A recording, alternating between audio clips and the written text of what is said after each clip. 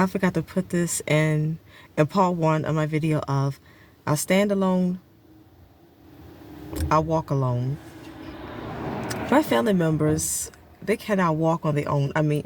My family members, they cannot walk alone and they cannot stand alone. They can't stand alone on their truth. They can't walk alone on their truth. That's how I say I'm the strongest one in my family because, like I say, they're all messy. So I walked away from all of them. I cut them all off. And I'm strong enough to stand in my own I'm strong enough to stand in my own truth. I'm strong enough to walk in my own truth. My family members, they can't be alone. They got to be around some other family members, or they need some friends. They got to hang out and be they got to hang out and be in a circle. They love being in a circle. They love being surrounded by people. They cannot be alone like I am. They're not comfortable with being alone off to their self. Like I said, it takes a strong person to walk away. You know, people are not good for you. They're not a good investment for you. They're not good for your peace of mind. They're not good to keep you in perfect peace. They're not going to keep you with a sound and right mind. It's best to cut people off. That's not going to keep you in a sound and right mind. And in my family, they're not a good investment for me. They're not going to keep me in a sound and right mind. They're not going to keep me in perfect peace. So I got rid of them. I let them all go. I cut the rope with all of them. And I just let them drop like flies, like roaches out of my life. I cut the cord.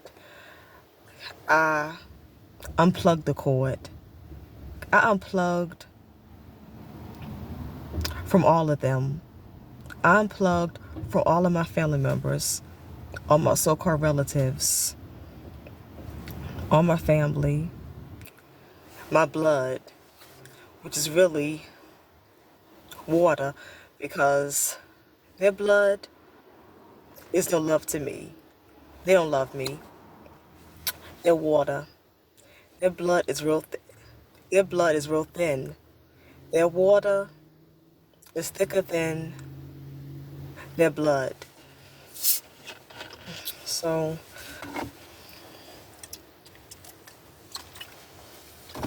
I forgot to put this in part one. Part one was long enough. So I'm glad I'm coming back now. I'm glad I'm coming back now and making a part two. Because I didn't put this in part two, because I can't think and talk today, because I didn't put this in part one, that's why I came back and made a part two. I wanted to share with you all and say that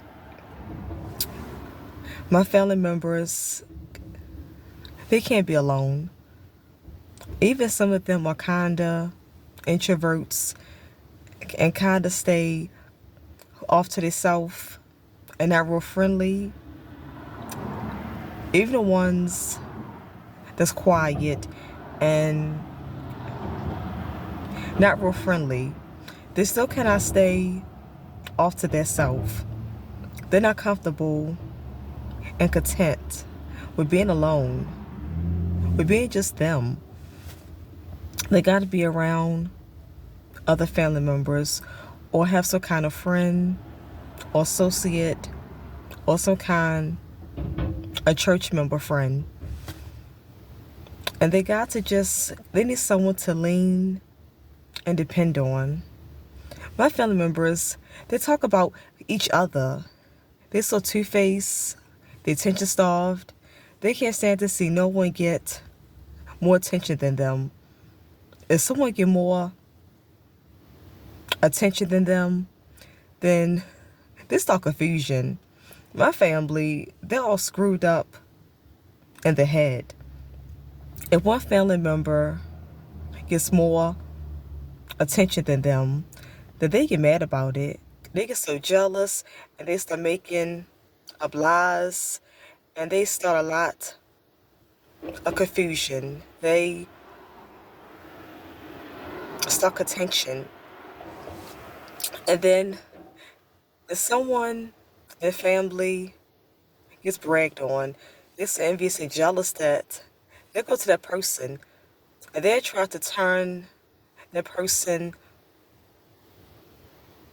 against you. They feed that person lies on you. They feed that person negativity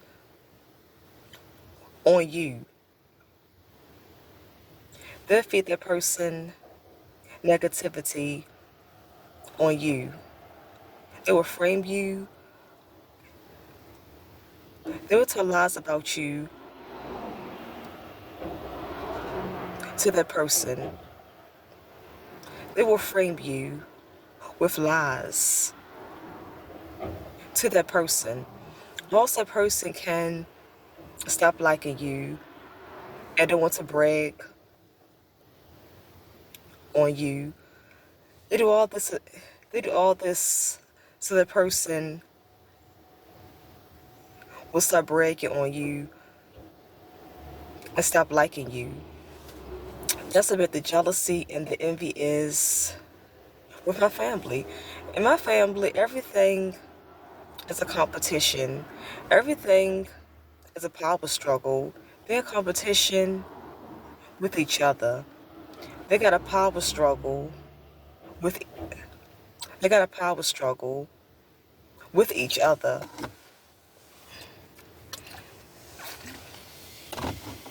It's sickening. It's sickening and it's sad that I was born in a family like that. But that's my family. My family, they're not worth much of nothing. They ain't a bit no good. They ain't a bit of no good. Yeah, so, like I say, they talk about each other behind each other backs. So, they're just phony, two-faced, wishy-washy. They're, some, they're sometimey, and they're turncoats. It's like my family just, it's like it's always a family member is carrying a bone about another family member. Always someone carrying a bone about another family member. And it keeps up confusion and contention and arguments and disagreements. Yeah, so yeah, but they talk about each other, but they still suck up to each other. They suck up to each other because my other family members, they're desperate to be accepted by their siblings. My other family members, my other family members is desperate to be accepted by their siblings and by other relatives. They talk about each other, but they're desperate to be accepted by their other siblings and other family members. So that's why they suck up to each other and be dumb for each other. They suck up. They can know someone in the family is not right, is not a good person, but they still suck up to that person and still put up with that person, all because they're desperate to be accepted and have a family. They're desperate for family love. They're desperate for a family because they can't stand alone. They can't rock alone. They can't roll alone like me. They can't be solo dolo like me. They can't stand alone and walk alone like me because they're not strong like me. I'm the strongest. I'm a family.